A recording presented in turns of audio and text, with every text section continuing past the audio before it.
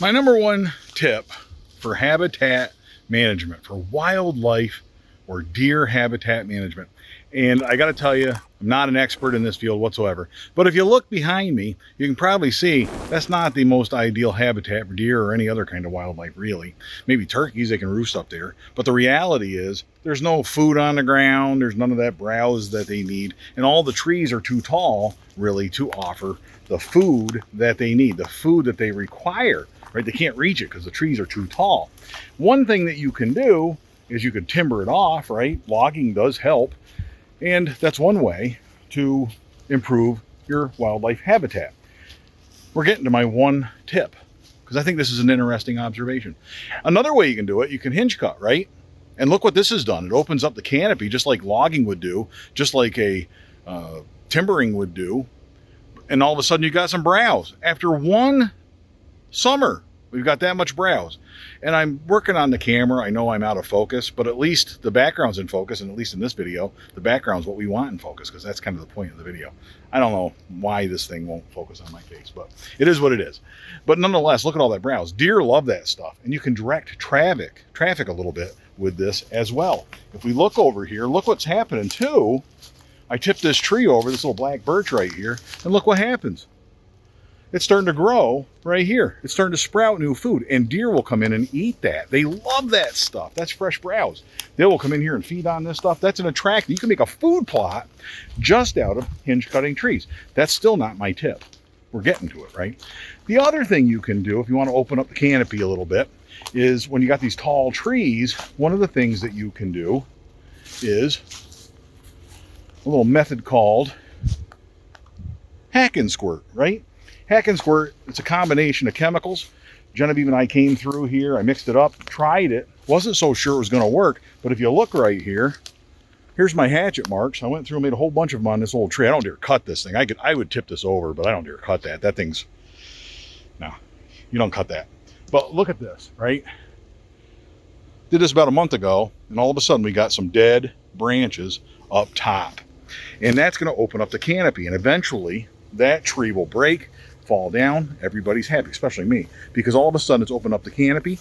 That tree will no longer absorb a whole bunch of moisture out of the soil and nutrients away from other more valuable plants on the bottom. That's still not my tip. Hack and squirt is not my tip. Here's a food plot. This is another way to benefit deer, benefit wildlife, right? But again, food plot, not my number one tip.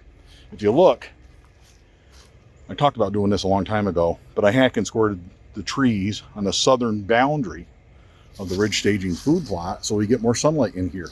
And I can expand a little bit the size of this food plot and get a little bit more growth over here for deer on the southernmost border of it. Stuff didn't grow in here because it doesn't get enough sun. Sun's going over the top here, but we're in the northern hemisphere, so it's down here a little bit. Hack and squirt. Those trees are dying slowly but surely. Now, those trees, I could cut them over with a chainsaw and the problem solved, right? Those trees are gone. Cut them over with a chainsaw. Same purpose is served. You can block it up, haul them away, whatever, let them lay for wildlife, that sort of thing. But the downside of that is this. By doing it this way, kind of a neat little option. This tree dies gradually. Next year, these trees right here that I hack and squirted will not be eating up moisture out of the soil or nutrients out of the soil, and they won't be blocking the sun. We'll get the benefit of decreased canopy and increased sunlight to the forest floor. I got a better food plot, better woods around me, a little thicker woods, more natural vegetation, all that good stuff. But the trees are still standing. Now, what happens to a dead tree? Eventually, little pieces of it fall off, break off, and rot down. The bugs will move in, right? Bugs will take over because they love dead wood. And then what comes next? The woodpeckers. Woodpeckers will come in here and start digging away at these trees, right? And then they'll open up little cavities, and birds and owls and other animals will get to live in those cavities. Eventually, raccoons. Raccoons call this place home. And you're benefiting wildlife across the board, not just the deer that I'm planting a food plot for, which is fine. I love planting food plots, you know that. But man, think about that. It's the natural course of what happens with a tree. A tree grows up, it dies, and eventually becomes food for birds and all that good stuff, and bugs and everything else. Now, the cool thing about that, and this leads me to my number one tip, this is just an observation. Everything we do for wildlife management should be just something that mimics what nature already does. We're just doing more of it. That's pretty cool if you think about it. Think about what I'm saying. I'm not taking credit for this. This is a compilation of things that I've read and people I've listened to and podcasts and books I've read, that sort of thing. But when you think about it,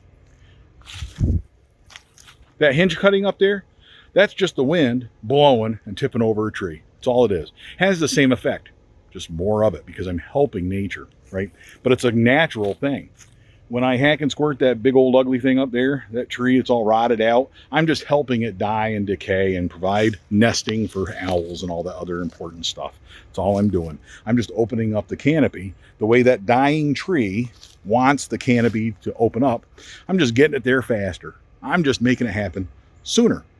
So what happens is we're just really just mimicking nature. That hinge cut where it was regenerating and growing the new sprouts, you can do the same thing. Go in June, tip a tree over, cut it off on the stump and leave it there. And that stump will generate, it's called a mineral stump. It'll generate a whole bunch of fresh growth. Man, have I seen that in my own backyard. I cut down a hackberry that was in the way, right? Kept another one. I got a really nice hackberry in the backyard, but I have another one that was in the way and wasn't kind of, you know, you got two hackberries, you got to pick one, which one do you want? So I cut down one of them. I just think the hackberry's a neat tree. We don't have those here in this property, so having one there was kind of cool. So I cut down the other one, but that stump has turned into a beautiful little sprout, right? It's turned into something that's right at deer height where they can come in and browse on it. Now, I don't know if deer like hackberry, but the point is you do that with a maple and you got something. Deer will come in there and they'll eat the little leaves and stuff, and then hopefully it never even grows up and turns into a junky stump sprout tree. But you're mimicking nature. That's just a subsidence or a tree tipping over, breaking off at the stump, and something coming out of it, right? That's all that is. Trees, you know, tree sprouts like that is just a natural thing. We're just mimicking what nature does already. I hope you got something out of that. Isn't that pretty cool? So have a great day. Enjoy the rest of Crossbow Appreciation Month. We're coming back more videos tomorrow. So make sure you stick around. See you then. And until then, all hail Bunjie.